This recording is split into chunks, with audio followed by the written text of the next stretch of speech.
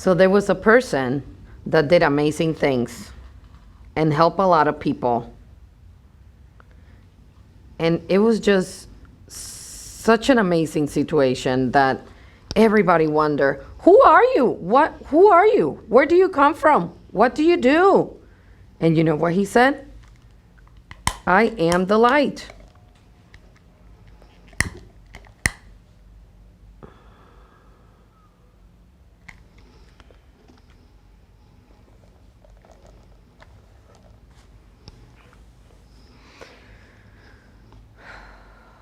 Watch where I go.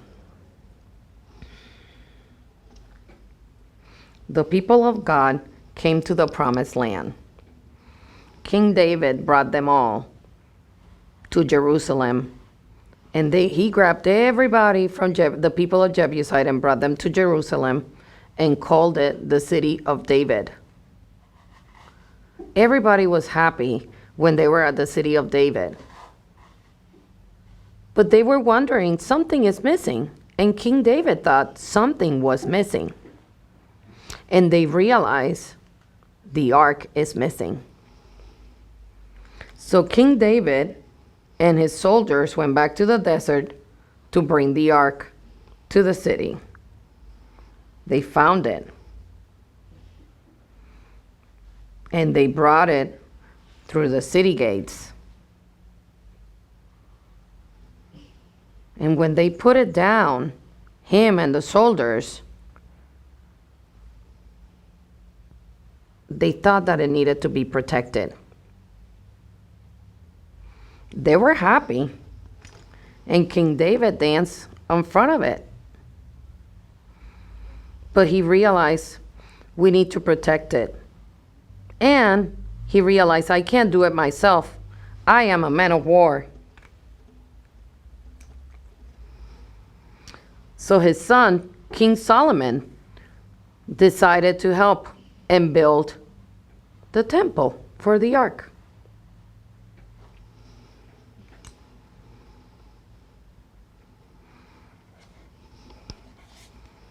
Solomon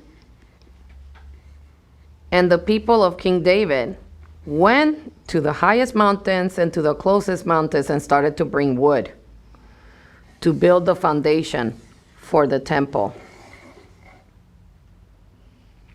Some of them went to some mountains and they cut big rocks and brought them down to start building the temple. And they were so happy that they were finally building that temple. As you know, David wasn't allowed to go inside. So they started to grow. The temple, little by little, started to grow.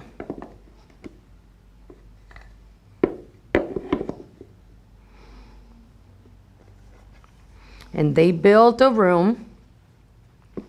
It was called the Highest of Holiest.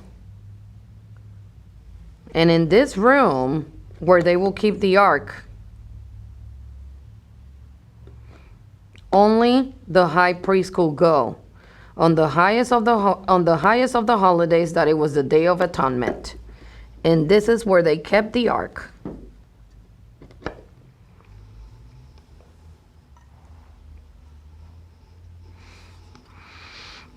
Then also they went to the mountains and brought down the most fragrant cedar for the church. I wish you could smell this.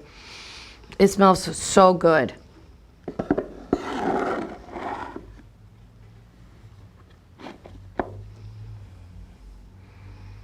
As they were building the church, the temple, they wanted to make sure that they did everything just like they did in the desert. So they brought the ark and they put it back in the highest of the holiest. They brought the water basin so they can prepare to go inside the temple and clean themselves. They brought the altar.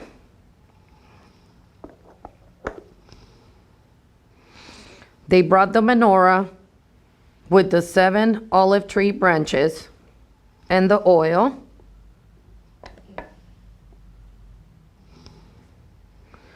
They also brought the table where the bread was kept for the 12 tribes.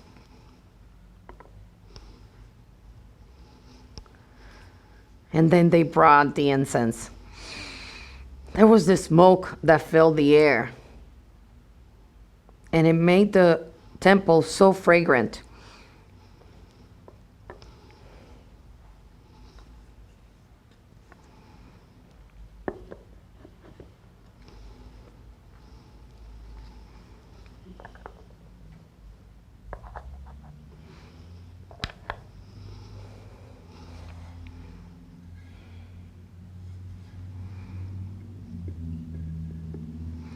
Once the temple was completed, they felt that there was a light that came down over the temple, and God was there.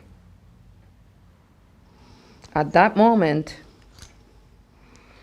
King Solomon stood here, a very wise man,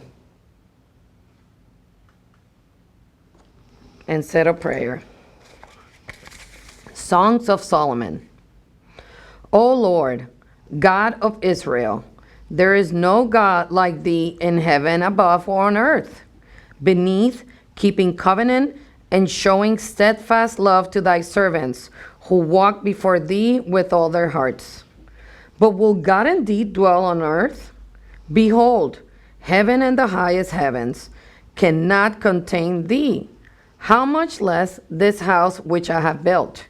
Yet have regard to the prayer of thy servant and to this supplication.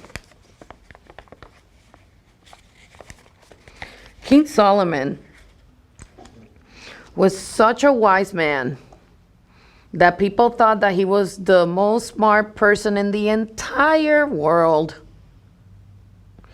He wrote songs, he wrote poems. And then his time came that he died. And they buried him by King David. So they were both buried together. And then his son, King Solomon's son, ruled the city of David.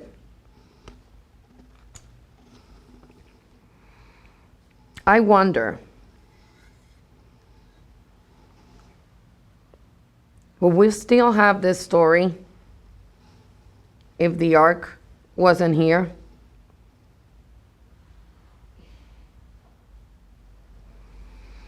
What is the most important part of this story, I wonder?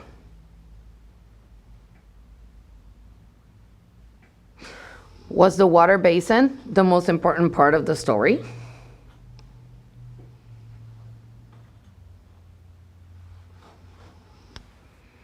Now, will the story still happen if we didn't have King David? That's a good question. I wonder. I wonder what was your favorite part of the story.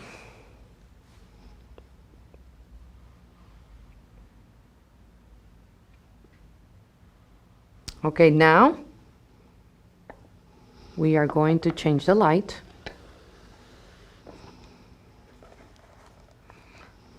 I'm not going to put it out. I'm going to change it.